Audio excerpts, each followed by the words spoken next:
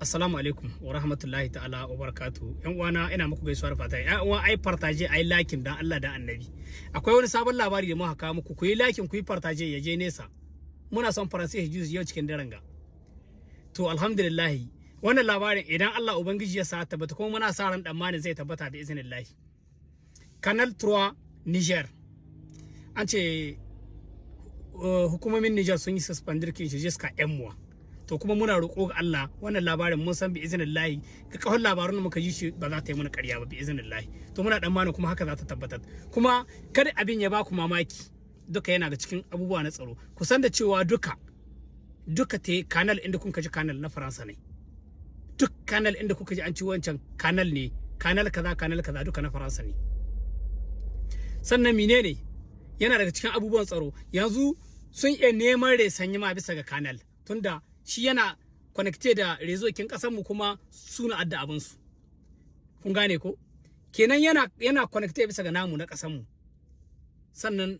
in aka yi deconnected kin nasu kaga duk wani resanyi ma da za su dauka gare shi babu ta duk wani resanyi ma da suka su dauka ga nasu tunda shine an nasu rezo duk resanyi ma kin za su dauka gare shi an kace ta ba su isa samu da haka kusan da cewa abun da aka yi da shekara 60 kamar yadda kuka ji president Chani ya ga muku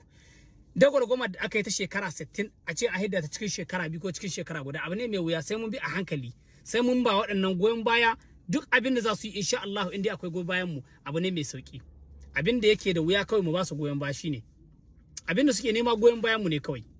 muna nema ga ƴan ƙasar Niger kuma zani ka muku kuma wani guntun labari akwai wani samari yana publikin irin abubuwan gana sheri surtu dai irin su mai dalili duka abin da sun kai na sheri shi yake fibile ana ce mashi Habibu Ahmadu to yau mun samu tattauna da shi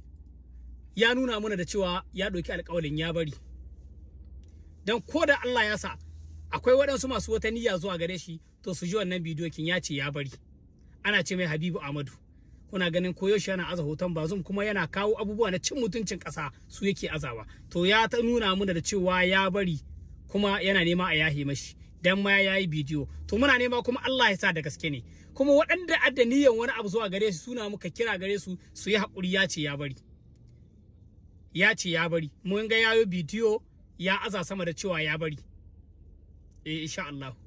lalle kun ji wannan labarin da muke so mu kawo muku yau shine dan ku sani har yanzu mun sani akwai sauran society da yawa na Faransa waɗanda kasashen IS annan suna aiki da su surtu ire-iren su Total su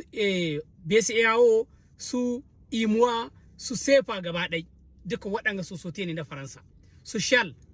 duka waɗanga abubuwan da kuka sani sosote ne na Faransa to bi iznillahi in Allah yarda kaɗan duk abinda kun san wani sosote ne na Faransa insha Allah sai ya bar aiki wai kusan cutar da suka yi muna fa duk waɗanga horko waɗanga da kuka sani abubuwa sosote ne na Faransa na a ƙasashen mu ba su biyan tax ba su biyan import ba su biyan komi da komi wai wani wayo suka yi muna wai mu ma idan muka buɗe ƙasar su can kan mu biya wannan tax yanzu za ka liso ƙasashen gana mu dan ƙasa wace ƙasa za ka samu 5 waɗanda da sosote guda Faransa wani cin mutunci ne da Faransa ga yi to zakko waɗanga shugabanni sun walwale wannan abin yanzu duk sosote da kun sani cikin ƙasashen mu na Afirka da ƙasashen IS inda na Faransa ne to suna biyan tax suna biyan import duk abin da adade su biya za su biya shi suwa ko kuma su tashi kun ga wannan wani ci gaba ne ko yanzu sosoten Faransa an ce su biya miliyar nawa za a ɗauka gare su ga shekara to nan shine muke son mu kwatanta muku